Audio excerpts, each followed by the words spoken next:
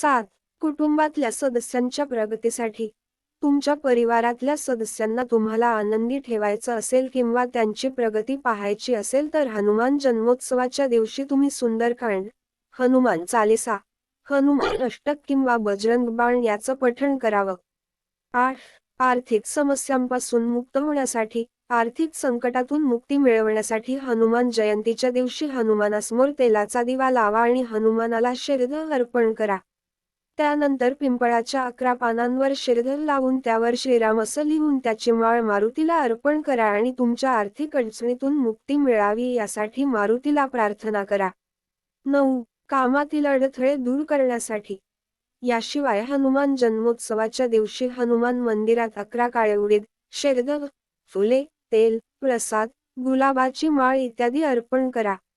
हे केल्यानंतर हनुमान चालीसा किंवा मारुती स्तोत्र याचं पठण करावं.